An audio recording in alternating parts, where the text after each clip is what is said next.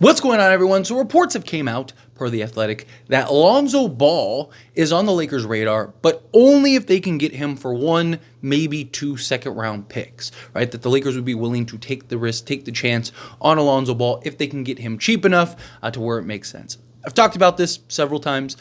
Lakers want to maintain, or it appears that they want to maintain flexibility in the offseason. Look at guys like Bruce Brown, Malcolm Brogdon, even like a Jonas Valanciunas would only have one more year. His third year is a full non-guaranteed, so they could look at him as like an expiring contract in a trade with something, or bringing in a Bruce Brown, a Malcolm Brogdon, a Lonzo Ball. These are guys that they're not going to make as much as their contract is, right? They're probably looking at half of what their contract is, and so Lakers could clear a bunch of cap space, right? Going and getting a guy like Lonzo, bringing him in, right? You kind of make your push now, and then in the offseason kind of figure it out, like give him like a prove-it deal, maybe a short-term prove-it deal, or if he's willing to take like a long-term at like a reasonable price because he could stay in LA, right? Maybe he'd be willing to do that. You clear a bunch of cap off your books. Also, the cap is expected to increase anywhere from $10 million plus, and then you have guys like LeBron James, who he could take the vet minimum if he wanted to. I don't think he'd go that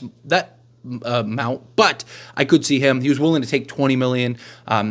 Could he maybe take $30 million less if you could get a significant piece or two, free up your full mid-level, right? Lakers could clear in the offseason, $40 to $50 million, depending on how far LeBron is willing to go. If the Lakers, and this is the key, if the Lakers are close to contention, right? Now, as far as Lonzo Ball goes, there's a lot of risk, right? He hasn't played in 2 years. He's came back. He's starting to look good. He's starting to look better and better. He's had some pretty solid games recently, clamping up his brother LaMelo. But again, there's still risks with him, right? Can he play the minutes you need in order for him to really have the impact that you need to bolster this team enough?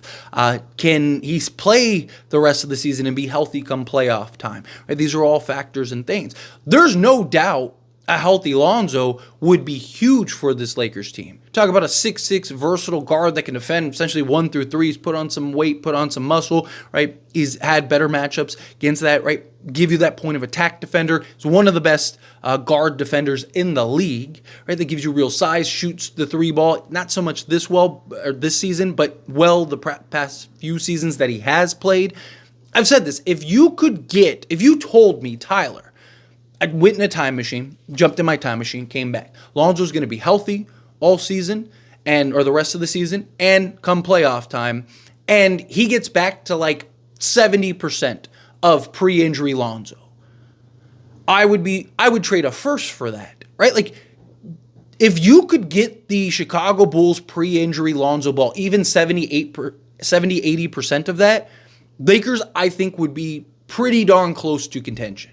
Right, because Lonzo Ball, you're talking about a guy, again, who can make plays, who can defend multiple positions, who had good chemistry alongside LeBron James. The two of them worked really well. Get another high IQ guy, hustle guy, do the dirty work, chase down loose balls, get out in transition, throw the look-ahead pass, all of those things. Get that playmaker that can initiate, orchestrate the offense, move Austin Reeves to the 2, which is where I think he needs to be. And now you have 2 guys that can kind of offset some of the flaws of Austin Reeves and like a Dorian Finney-Smith and Lonzo Ball. Lonzo, Austin Reeves, Dorian Finney-Smith, LeBron James, and Anthony Davis would be fantastic as your starting 5 if you could get that 70-80% Lonzo. I don't know if you can get that. Will he get there? If he can, then this is a no-brainer. You trade whatever you have to go get Lonzo. But again, that's the question. You don't know. So you have to you're taking a gamble, which you have to ask yourself, are the Lakers in position to take a gamble? Or would you like to go, like the reason I like a Bruce Brown, and I've said, if you piece them all together, let's say all are healthy, all are the best versions of themselves, right? Lonzo is the best option out of them. The reason I like Bruce Brown so much, outside of like he can help, all of these guys, him, Malcolm Brogdon, and Lonzo Ball can all help, and they all maintain flexibility, but the reason I like Bruce Brown so much is he doesn't have the extensive injury history that these other guys have. Yes, I know he just got back from injury, but he's a guy that has historically been much more healthier than Lonzo and a Malcolm Brogdon, right? Otherwise, he'd probably be closer to the bottom of the list. Like even a Malcolm Brogdon, talk about good size, good strength, physical, can defend multiple positions, 40% from three-point range, right? He is not what he used to be, but he still would be a very good acquisition, very good player. But the guy can't play, right? So again, I'd stay away from him. You're looking at Alonzo, Bradley Beal, or Lonzo and Bruce Brown. There we go. Was talking about the Suns earlier on As It Stands Sports. Check out As It Stands Sports. So I got Bradley Beal on the mind, but also, you look at kind of like the tools and intangibles that Lonzo has can really have an impact for this team. But let's look at what he's doing thus far this season, right? So far in 23 games played, he started 2 of them. He's averaging 20 minutes per game. Okay, that's not bad, right? If you could get him to like 25, ideally if you could get him to 30, but if you can get him to 25 and kind of manage his minutes, right, like that I think that could work, right? But he's got to be at least 25 minutes a game. Not saying he has to be that immediately, but come playoff time, you're going to need him 25 to 30 minutes if you really want to move the needle. But he's right now on 6 field goal attempts, shooting 36.5%, which is terrible. He's shooting 3% from three-point range on 5 attempts. So all but 1 attempt is from three-point range. That's why it's so low. That's why it's 36.5%. From two-point range, however, he is shooting almost 55%. So that's good, right? But is he able to apply that rim pressure and beat guys off the dribble and do the things that you want and would be looking for him to do outside? Like, yeah, it'd be nice to have him just taking threes, and if he could get back up to being that three-point shooter, because you look at the season before injury, right? That first year in Chicago, he was shooting 42.3% on 7.4 attempts.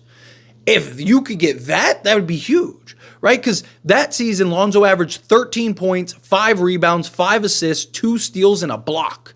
That would be massive for the Lakers.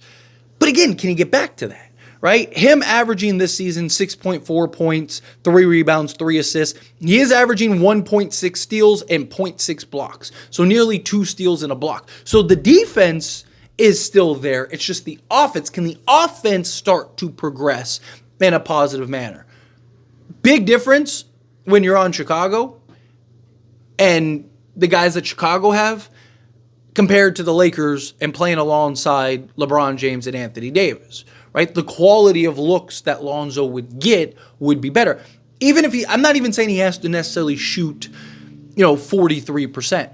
But if he could shoot, say, 37, 38%, right? And give you, if he could be get you to 10 points, could he be a 10, 5 and 5 guy in 25 minutes of action while giving you, 2 steals? That's not counting all the passing lanes he's disrupting. That's not counting all of he didn't get the ball, so he doesn't get credited for the steal, but he was the disruptor that caused the steal, right? All the little kind of hockey assists, but on the defense side of things. If you could get the defense that Lonzo provides on top of him just being, again, a 10 to 12 point a game guy. Also, in the Lakers type of offense, can JJ Redick kind of figure out how to make him more impactful? If you told me Lonzo in 25 minutes could be a 12, 5, and 5 guy and give us the defense that we know that he can provide and be that defensive monster, that defensive stopper we've seen, sign me up. I would take the risk and the gamble on him, but it comes down to the cost. If you have to give up 2 firsts to go get him, then no. Sorry, stay away, right? Good luck to you. Now, if you could get Lonzo Ball and Nikola Vucevic while giving up, say, 1 first or a protected first, maybe I'd be kind of interested in that. But then again, you got LeBron playing the 3. I don't know how I feel about that. Also, I would, and this is just me, if you got Nikola Vucevic, I would bring Austin Reeves off the bench as your 6th man, right? Let him be the guy to run the offense off the bench and go with Dorian Finney-Smith and have, Lonzo, Dorian, LeBron, AD, and Vu. You'd just be much better defensively, much more versatile offensively. Between LeBron, Vu, and AD, you'd have more than enough offense there. Dorian Finney-Smith and his 3-point shooting, plus if Lonzo can start knocking down some threes, I think you're a very good basketball team. If not, maybe a contender, depending on how everything shapes up. Anthony Davis is the help defender for Nikola Vucevic, would help kind of offset a lot of those things. Anthony Davis could prowl out on the perimeter, kind of lock down the weak side for the defense. But again, I'm all for taking the risk on Lonzo, but it has to be at the right price. It has to make sense, right? If you can get Lonzo for the right price, then I think you do it. If Lonzo or Bruce Brown are both the same, right? Like, let's say you could get both for 2 seconds. Personally, and this is just me, I would take Bruce Brown, but it's because he's safer, in my opinion. He is a safer bet than Lonzo, right? So if both are created equal, their contracts are similar. You're going to have to give up pretty much the same stuff to get them. If the asset-wise are the same, give me Bruce Brown.